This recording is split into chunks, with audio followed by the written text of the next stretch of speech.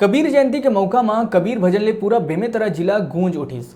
कबीर कुटी में मनाए गई प्राकट्य उत्सव जिला भर ले आए कबीर पंथी मन सादा झंडा लेके पूरा शहर में धूमधाम ले शोभा यात्रा निकाली। कबीर जयंती के अवसर में महादेव कावरे संग अन्य जनप्रतिनिधि उपस्थित रहे।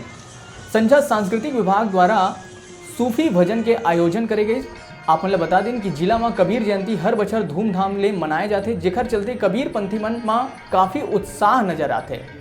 कबीर पंथ के अनुयायी लइका सियान युवा जम्मू शोभा यात्रा में डीजे और राउत नाचा संग कबीर धुनी मंडली में थिरकत नजर आई। इस अवसर में कबीर आश्रम में राहगीर मन ला शरबत वितरण करे गए।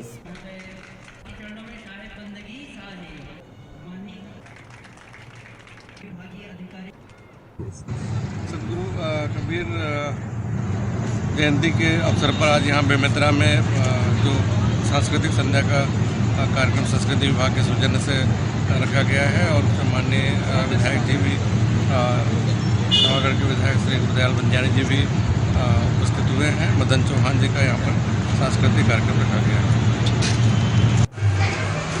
ये है हमारे कबीर पंथ की सदगुरु कबीर साहब का कार्यक्रम है। हमारे कबीर साहब जेठ पूर्णिमा में अमावस को प्रकट हुआ है।